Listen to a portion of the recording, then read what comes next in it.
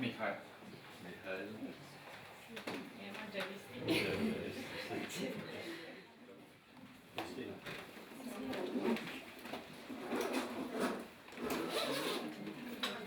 I think you will understand my English all right because it's not so good. Thank you very much for coming and for giving me this opportunity to encounter others than Jesuits. I am at the top of the pyramid, which means that it's easier to shoot. So that's the only advantage of being up there. I received from Father Provincial some questions you sent. So maybe I will speak a little, half an hour or so, maybe, and then the rest of the time you have time to ask freely or to comment or to say whatever you like. So in order to be brief, I will speak in a telegraphic way, which will be easy to understand because it's going to be like a telegram, and not to go through long explanations that we would not have the time. The first question we enter is about somebody would like to hear, how do I find God in everything, in my activities? So it's a personal question. I prefer to use a term that Saint Ignatius used for himself. Saint Ignatius. He didn't use so much to find God, but to search God. So I prefer to search God in all things. And then he developed a method by which this search finds God. But it's one of his companions who said, finding God in all things. Ignatius would say, searching for God, and therefore sometimes finding, sometimes less. And he, every time he said Mass, for instance, the first thing he did was to look at his own heart. And then if he felt very close to God, so that he had found God, then he would go into the Mass straight, addressing every prayer, like in the Mass, to God the Father. If he would feel a little distance, he would address Jesus to help him encounter the Father. And if he felt more distance, he prayed to Mary, and then Jesus, and then the Father. So, therefore, he was not mechanically always find God, automatically. He was always searching, and always with this tension. And I like that. The question says, as a general, well, but also as a Christian, a simple man, as a Christian, I prefer to search for God as a simple man and as a Christian. And I think it's easier when you have less theories and less theologies and less ideologies. It's easier to find God, because if, like the letter of John tells us that God is love, wherever there is true love, there is God. So I have been many years in Japan, and I have seen many, many people who really live in the world of God, because they live for others. And I remember a doctor that I knew, and he was in a rural area, and so he saved money, and he bought a beautiful car. Then on a Sunday, he went to visit a patient. He parked the car in front of the house of the patient, and then a truck that was coming, and the driver was a bit drunk, he just hit the car, so destroyed the car. the doctor came out. He was a Buddhist. The doctor came out, and the driver was very, very upset of the truck, no? And he asked him, "Do you have family?" I said, "Yes." "Do you have children?" He says, 2 or 3, I don't know. And then he said, "Okay, go." So he didn't prosecute. He lost his savings, but he felt that the family of this man was more important than his car. No? So you encounter cases like this, no, in simple people. These people have found God, no? So God is there, certainly. No? So in that sense, it's easier when you don't have theories. It's easier to find God, because there are many people who live. The people we met in the JRS, these are people dedicated completely to serving others. So it's easy to see that God is there. Second question. How do you see the future of the Jesuits in the world, especially in Romania? What would be the role of the lay, the Jesuits that are in relationship with the Jesuits? No? So my question here is, do you want my dream or my guess?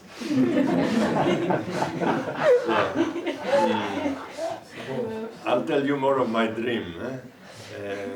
For the Jesuits, I would say is going to be always a small group of people. The Jesuits are going to be always a small group. It doesn't have to do with numbers. It's the relationship to the mission is always a small group. No? So it's a small group, but living for a great mission. Steve Jobs, you know Steve Jobs died recently. He's the founder of Apple. No?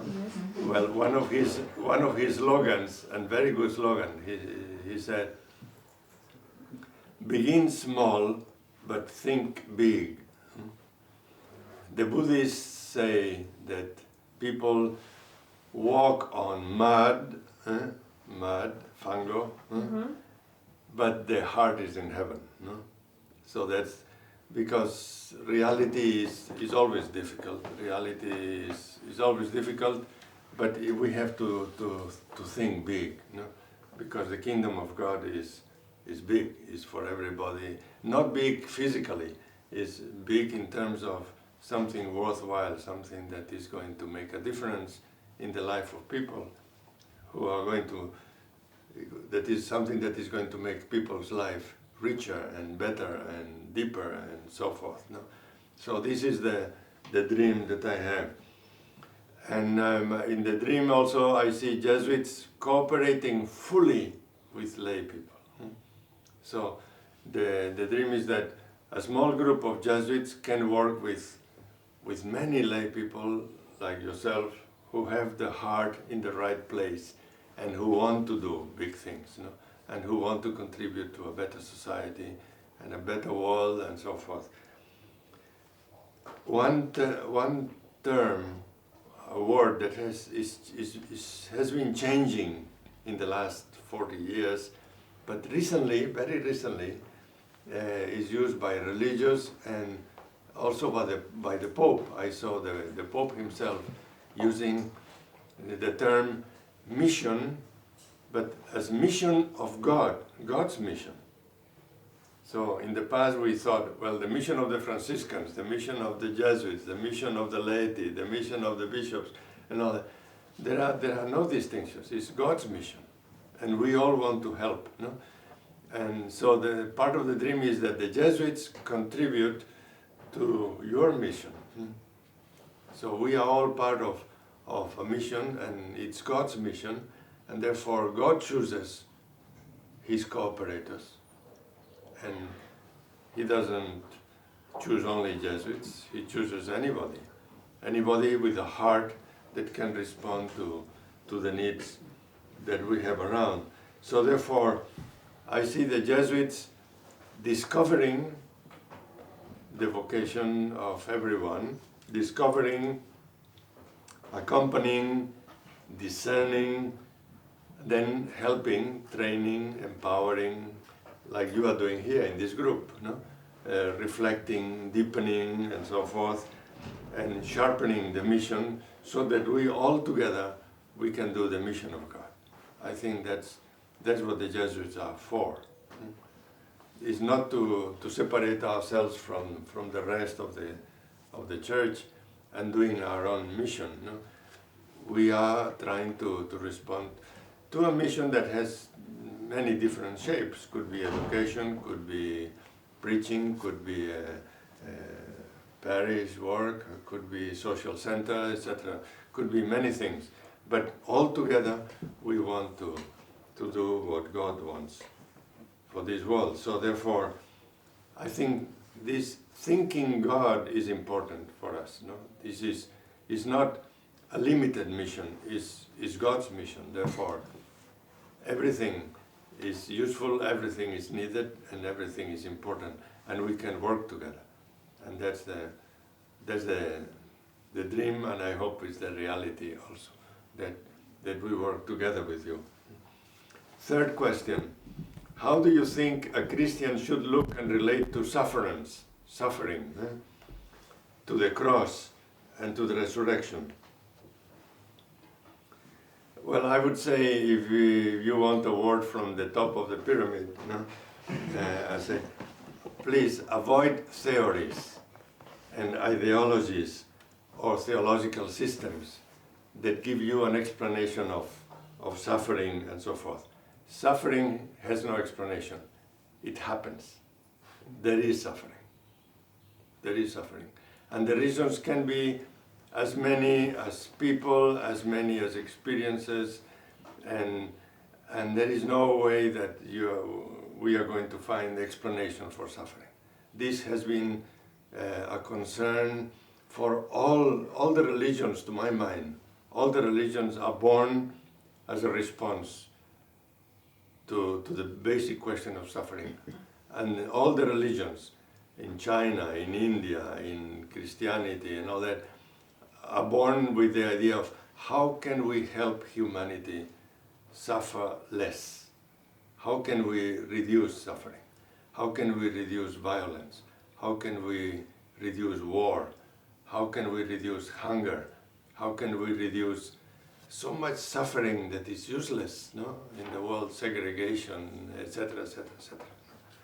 So therefore, suffering happens, and our task is not to explain it, but to reduce it. So how can we reduce it?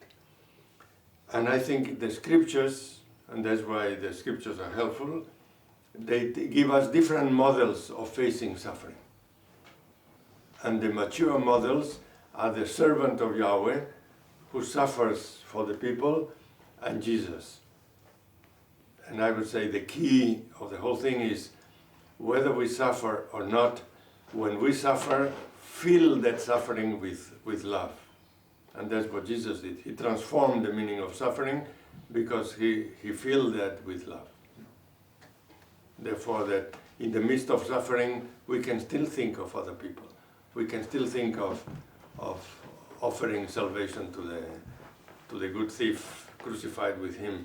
We can think of forgiveness. We can think of, I think that changes suffering. And Jesus has given us a way to transform suffering. So I would say, fill the suffering with love, but through the dark night. It's going to be a dark night. Suffering is not easy. And at the same time, transform the suffering and be transformed by the suffering.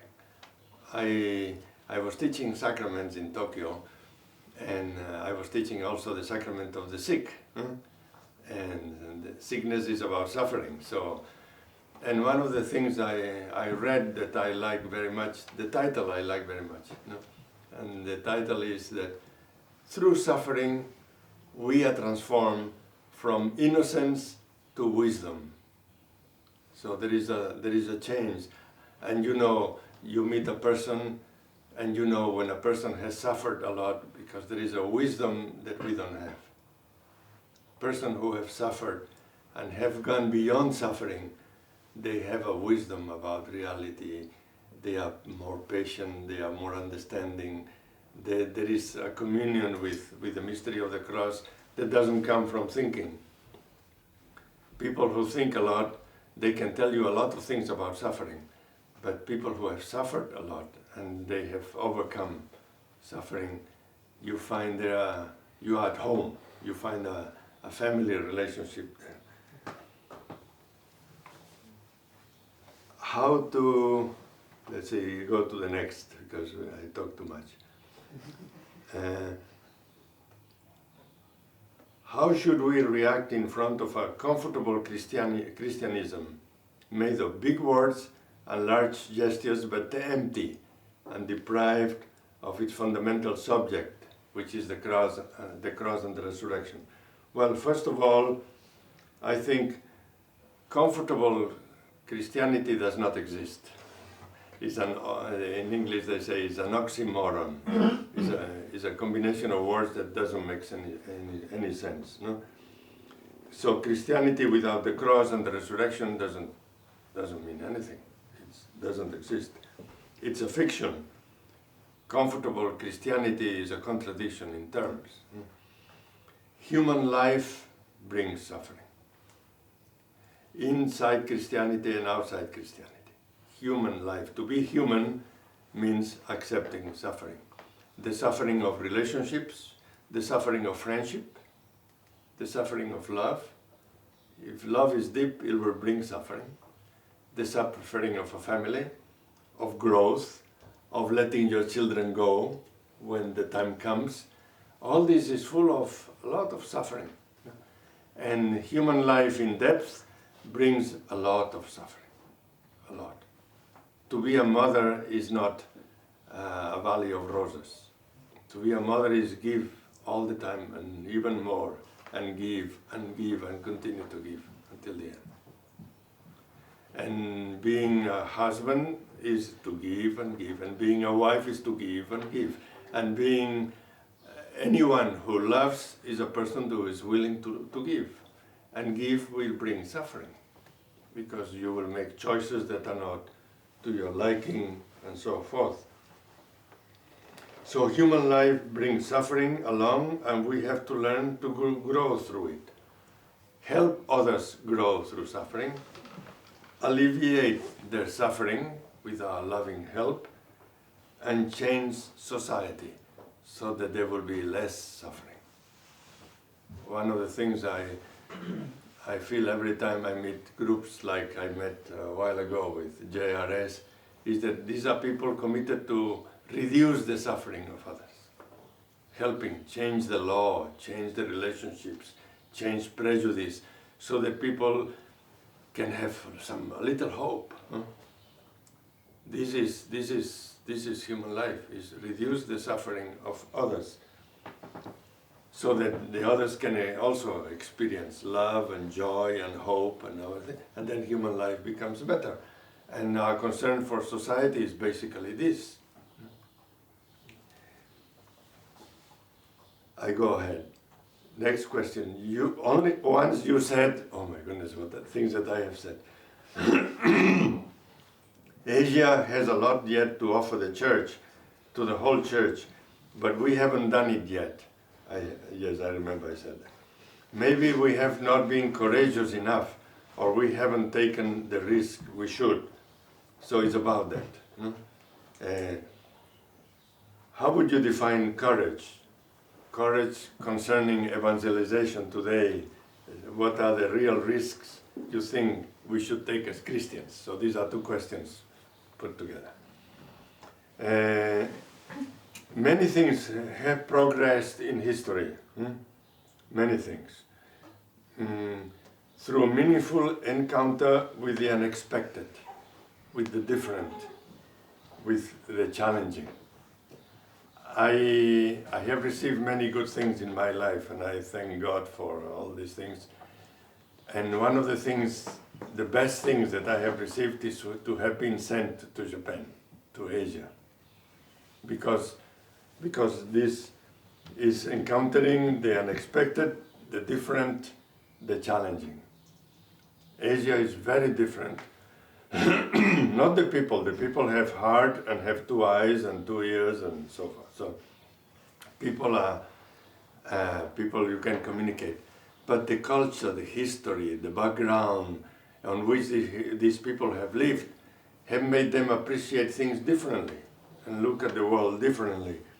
And to encounter this is a very enriching reality. I'm reading now a book on creativity, and it says that there is a great difference when you encounter people who have been in other countries, who have been exposed to other ways of thinking. They are more creative. So something is awakened within us in encounter with other things. You know? This could have happened in Asia, and the church could be enriched with encounter with Asia. Also the church can be enriched with encounter with Africa, of course. No? It's not only Asia. But sometimes we missionaries have been very, very shy, or have not dared to raise the insights we have had, or the questions we have had in Asia. We were afraid maybe, or we didn't have the resources, you know, to develop them. And I think this has happened to Asia. So I hope that in the future many more things will come our way.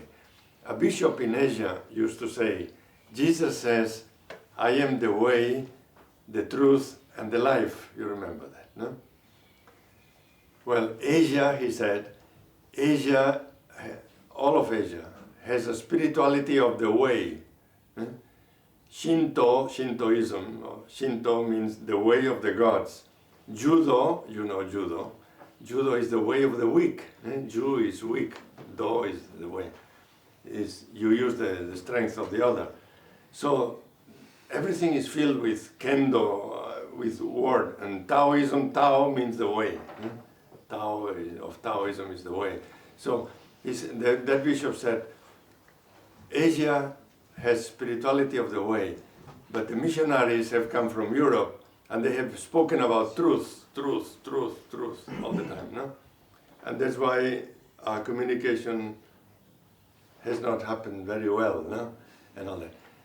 In my traveling, I have found that Africa maybe is a continent of life.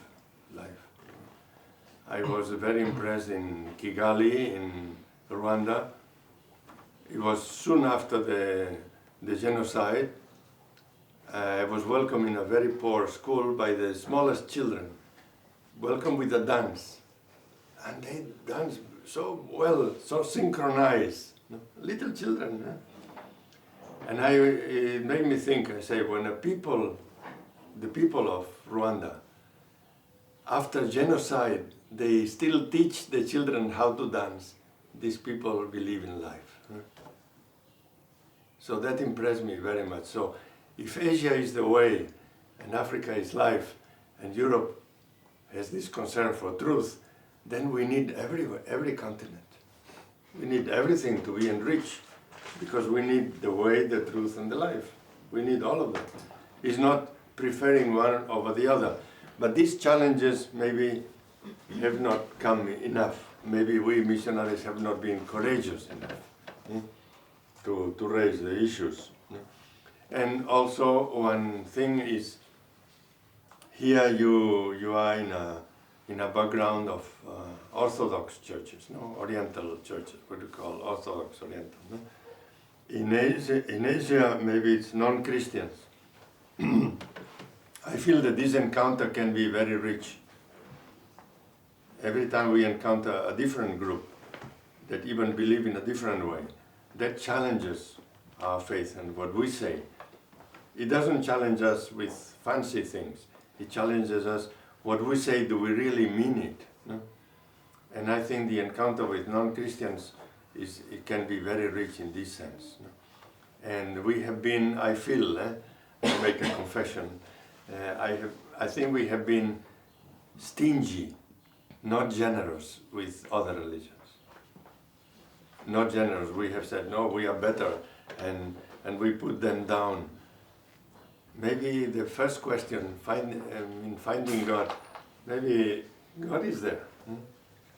And working before the missionaries, long before the missionaries went to Asia, God was working in Asia.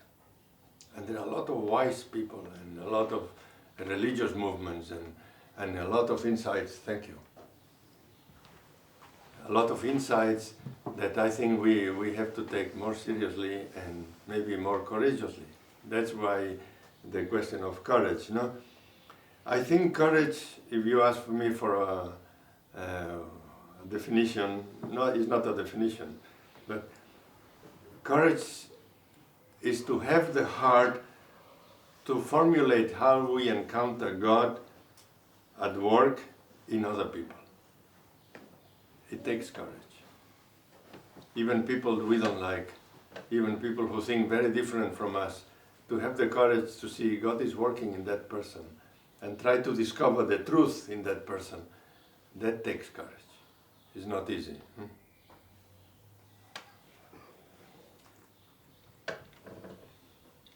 To be able to appreciate and accept as God's work whatever is good, whatever is just, whatever is fair, whatever is beautiful, whatever is true in other people.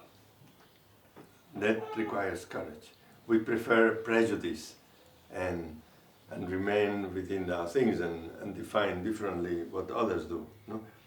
The risk is deep, it's risky, because it means that we have to relativize what we have, and we have to be able to change, and we have to be ready to change, and that's always different. It happens when you fall in love. Whether you realize it or not, you change. When you fall in love, and that's why others say, he must be in love, he's acting strange recently. No? So, love changes us, and it's natural that it does. No? If not, go to a prison to find someone who has never experienced love, and the first time he experiences love is a tremendous change for him. No? So love changes us. It's a tremendous risk. But it's a risk that I think in this case is worthwhile, because it's God at work in the other person that is speaking to me. And therefore there are a lot of things that we can change. In Europe, I think we feel, and we, at least in the past, we have felt a bit superior to the rest of the world, and that hasn't helped Europe. No, I think Europe can recuperate the humility of being human, simply human, no? And learn from others, and that's the way we grow and so forth. But again, it's risky. Another question, we move ahead. Regarding one of your affirmations, that unity with the Pope is a symbol of our union with Christ, in what is different the Jesuits' way of understanding from any other way of understanding? No? Is there anything, how is this unity realized normally, and when and how is it extraordinary, like say the Jesuits have a special commitment to the Pope? Is there any difference? I would say, in a sense, and I read because like this I'm faster. In a sense, we are Christians like everybody else, hopefully. Hopefully. The context that we have now in some societies of disaffection and tensions with the Vatican and so forth are real, and they are present now in the world, in Europe particularly. They were present also at the time of St. Ignatius, so this is nothing new. This has been always part of the Church. Not everybody agrees with everything that happens, but this is part of history, and this has been normal. We Jesuits, in the time of Ignatius, the popes were not so good as they are now. We have all kinds of things, But Ignatius, and with him all the Jesuits, we promise special obedience to the Pope in missions, in sending us to the missions.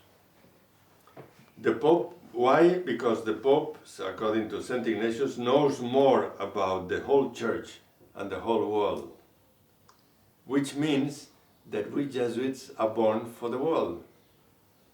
and because we want to be free to be sent anywhere, we promise obedience to the Pope. So it's not idolatry. It's not that that we consider that the Pope is the Holy Spirit. No, no. The Pope is a human being, but we consider us particularly linked to him because we are at the service of the world. That's the relationship. Jesuit service is obedient, but by definition of the Pope himself, when the Pope speaks to us, he says it has to be an obedience that is deep and creative. And that's why he says the Jesuits have to go to the difficult places, no? And the difficult places not only physically, but also here, in terms of thinking and so forth. That's why my predecessor spoke of fidelity to the Pope, but creative fidelity. It has to be a creative fidelity. Otherwise, yes men don't help at all. They are useless. No? If you say always yes, then where do we go now? Huh? So, if you think together and you reflect together and you challenge or you question or all that helps polish the ideas and so forth. It's difficult, eh? It's difficult to be creative, very difficult, because a lot of people would say, look at the Jesuits, they don't obey. Of course the Jesuits have to criticize, of course, no? I am hearing that now and then. At the top of the pyramid you can hear many. So, therefore, this is part of, but I think in the long run this is the deepest help, because then the next generation will realize, oh, that was not a wasted, it was a preparation, because the change of thinking doesn't happen instantly. Huh? It takes time for us to get used to other ways of thinking and so forth. So we hope we can serve somehow. We move ahead. There are a question about inculturation, I think. Regarding the vocation al orientem, is an expression that I'm not familiar with, so I'm not going to touch. How do you see the role of inculturation, evangelization among non-Christians? How far can inculturation, without being at the risk of relativism? Okay. I think it is impossible to proclaim the gospel without first listening to the people. If we want to take people seriously, we have to listen first. First, get to know the person. And then we know how to preach, how to speak, how to dialogue. I find, this is a personal thing, I find it very difficult when I am invited to a parish that I don't know. And in Tokyo it happened the same. They invited me sometimes to go for a recollection to a parish. So I always told the parish priest, I want to go 1 week before to meet the people, because I cannot speak to people that I don't know. So the same thing with inculturation. If we want to really make sense with the gospel in any culture, we have to know the culture.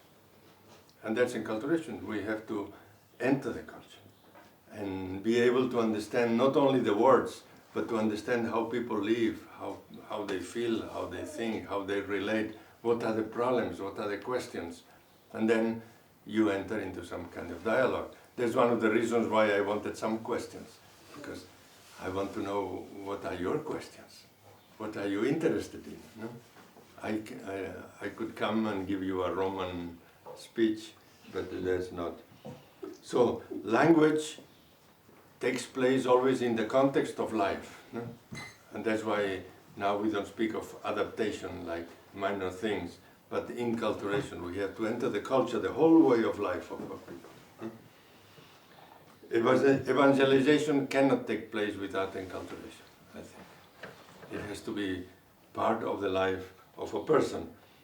Enculturation, therefore, is basically respect, love, and knowledge of people.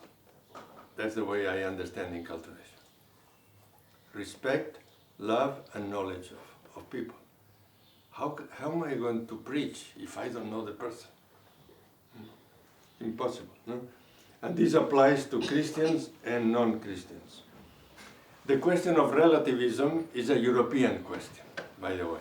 It's not an Asian question. For Asians, everything is relative. Everything is relative. But they would use the word relativity. Relativism is a European question because Europeans are used to think in terms of systems.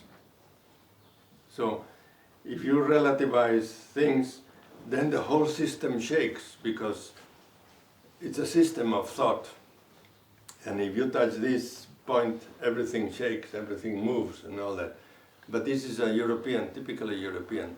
When I was in Japan, the word relative was very common and nobody made a problem ever. No? But in Europe, it's a problematic word because it comes with an ISM, ism at the end, which in Asia does not. It doesn't. Everything is somehow relative. No?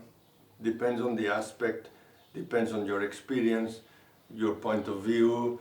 If you are a man or a woman, you see the things from a slightly different view. If you are a boy, a kid, or a young man or woman, or an older person, it's different.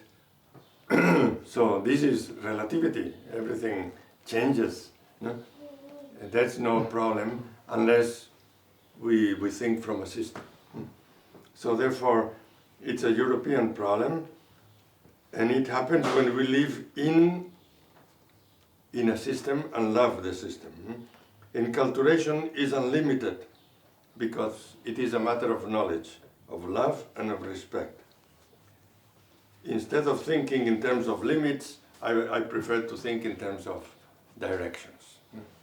And in enculturation, I think this is the last thing I say.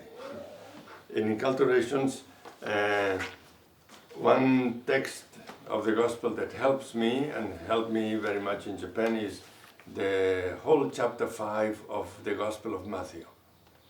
You remember, not the whole chapter 5. After the Beatitudes, there is a point in which he says, I didn't come to destroy anything. I came to fulfill the law. No?